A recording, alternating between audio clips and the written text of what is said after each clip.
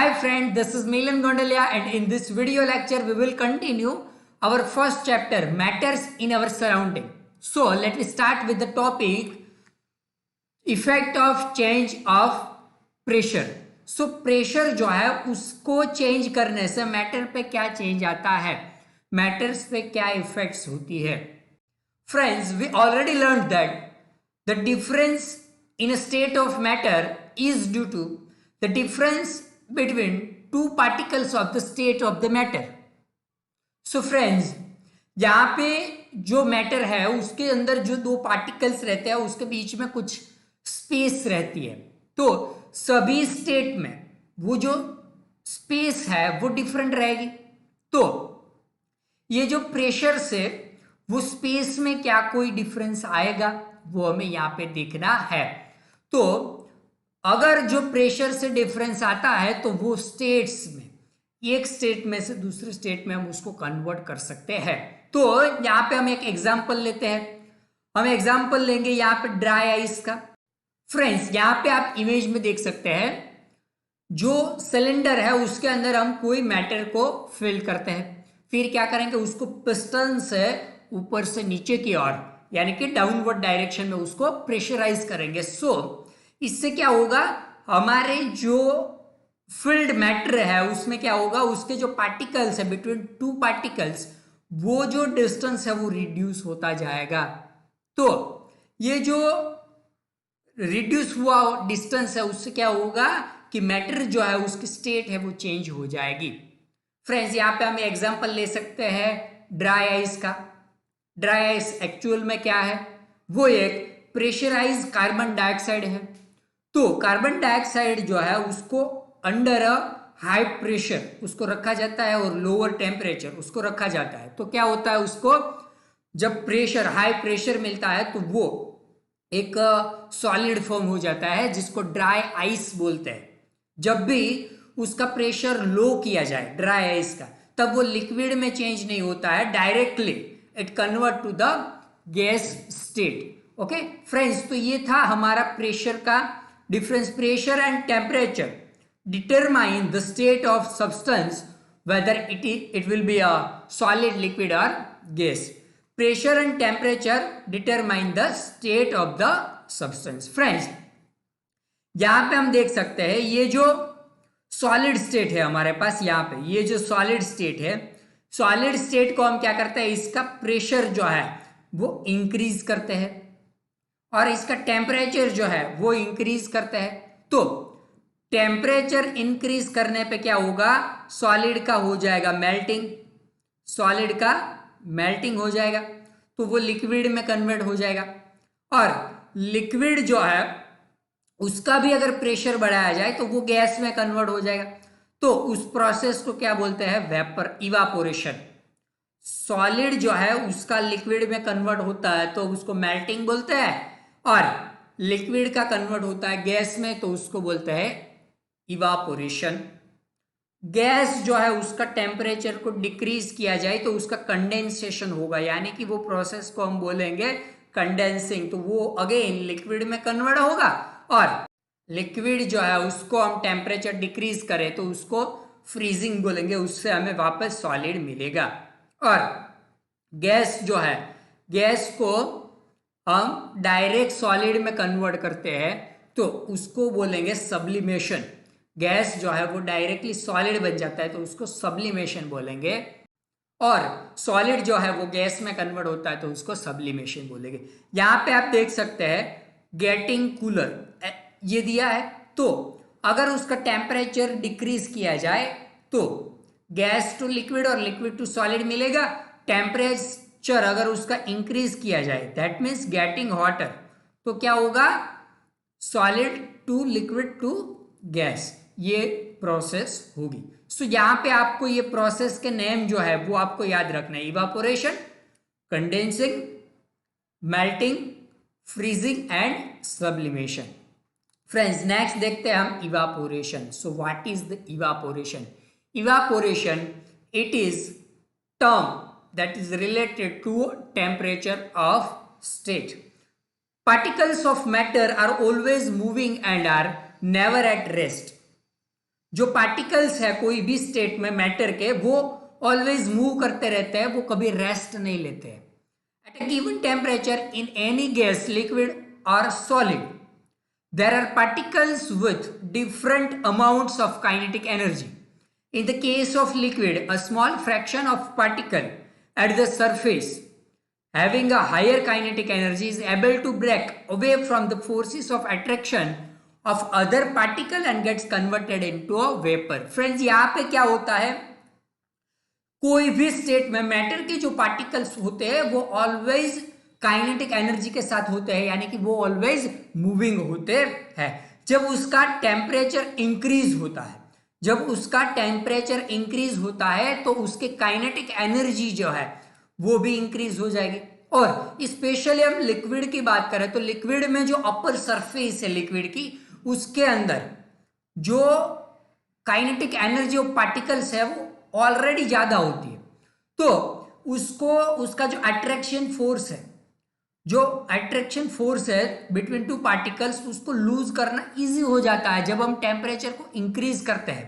तो यहां पे क्या होता है कि ये जो पार्टिकल्स है, वाटर के जो पार्टिकल्स है, उसमें क्या होगा, वो जो फोर्स ऑफ अट्रैक्शन है वो लूज होगा and it is easily converted into a vapour form. Friends, this phenomenon of change of liquid into a vapor at any temperature below its boiling point is called evaporation। अभी यहां पे देखिए evaporation दिया है, ये evaporation किसको बोलते हैं कि ये जो फेनोमिनन है लिक्विड का गैस में और वेपर में कन्वर्ट होने का, ये जो फेनोमिनन है बिलो द बॉइलिंग पॉइंट, तो वही टेम्परेचर पे at any temperature below the boiling point जो लिक्विड का वेपर में कन्वर्ट होता है, इस प्रोसेस को क्या बोल सकते हैं हम, वेपराइजेशन और इवापोरेशन बोलते हैं। फ्रेंड्स, नाउ अब हम देखते हैं फैक्टर्स अफेक्टिंग इवापोरेशन। तो इवापोरेशन को कितने फैक्टर्स अफेक्ट करते हैं? इवापोरेशन को भी मेनली 4 फैक्टर अफेक्ट करते हैं। सबसे पहला है an increasing of surface area. Surface area कैसे अफेक्ट करता है? तो इवापोरेशन जो है वो एरिया बेस्ड फिनोमिनन है। ज्यादा एरिया होगा तो इवापोरेशन भी ज्यादा होगा। If we increase the area of liquid we will get more evaporation. आपने देखा होगा कि जो कपड़े सुखाते हैं, तो कपड़े अगर उसको स्प्रेड कर दिया जाए, यानी कि उसका जो एरिया है उसको इंक्रीज कर दिया जाए, तो उसके अंदर वो जल्दी सूख जाता है क्योंकि उसमें से जल्दी इवापोरेशन होता है। So when we increase the area, we increase the surface area, evaporation is increased by default। friends, an increase of temperature, तो evaporation जो है वो टेम्परेचर को डायरेक्टली इफेक्ट करता है। डायरेक्टली इफेक्ट क्यों करता है? क्योंकि वो अगर टेम्परेचर इंक्रीज होगा तो वाटर के अंदर जो kinetic energy of between two particles है वो इंक्रीज हो जाएगी, और काइनेटिक एनर्जी पार्टिकल्स की इंक्रीज हो जाएगी तो water convert into a water vapour. So ये जो टर्म है हमारा टेम्परेचर, वो इवापोरेशन को डायरेक्टली अफेक्ट करता है। थर्ड वन है decrease in humidity. Humidity is the amount of water presence in air. तो यहां पे क्या होगा, ये जो ह्यूमिडिटी है वो अगर डिक्रीज होगी तो इजीली ये जो वाटर है उसका वेपर में कन्वर्ट होना स्टार्ट हो जाएगा, क्योंकि टेम्परेचर है वो इंक्रीज होगा। इसीलिए ये जो इवापोरेशन रेट है वो ह्यूमिडिटी डिक्रीज करने पे इंक्रीज हो जाएगा। फ्रेंड्स, नेक्स्ट है हमारा an increase in wind speed. Wind speed अगर इंक्रीज होगी तो वेलोसिटी, काइनेटिक वेलोसिटी जो हमारी है, काइनेटिक एनर्जी है, उसमें चेंज आएगा, वो इंक्रीज होगी, और वो इंक्रीज होगी तो हमारा इवापोरेशन भी इंक्रीज हो जाएगा। सो हम ये बोल सकते हैं कि in increase in wind speed can also increase the evaporation rate. Friends, next हम देखें हाउ डज इवापोरेटिंग कज कूलिंग। इवापोरेशन से हमारा एटमॉस्फेयर है वो कूल क्यों हो जाता है? And in an open vessel the liquid keeps on evaporating. The particles of liquid absorb energy from the surrounding to regain the energy lost during evaporation। क्या होता है दोस्तों कि जब भी कोई भी वेसल को अगर हम इवापोरेटिंग के लिए छोड़ देते हैं तो ये जो एनर्जी है वो एयर में से वो एनर्जी सक करेगा, यानी कि वो एनर्जी को एब्जॉर्ब करेगा, और जब एयर में से एनर्जी एब्जॉर्ब हो जाएगी तो एयर है वो कूल हो जाएगी। This absorption of energy from the surrounding make us surrounding cool. Surrounding में से एनर्जी एब्जॉर्ब होती है तो ये हमारा सराउंड जो है उसको कोल्ड यानी कि ठंडा बना देता है। What happens when you pour some acetone? Acetone that means nail polish remover, ये जो हमारे नेल पॉलिश होता है, लेडीज जनरली इसको यूज करते हैं, on your palm. The particles gain energy from your palm or surrounding at evaporate causing the palm to feel cool. तो जब क्या होता है, एसीटोन अपने पाम में लेते हैं आप, तब जो सराउंडिंग एनर्जी है उसको वो एब्जॉर्ब कर लेता है, तो हमारा जो पाम है उसमें हमें कूल फील होगा।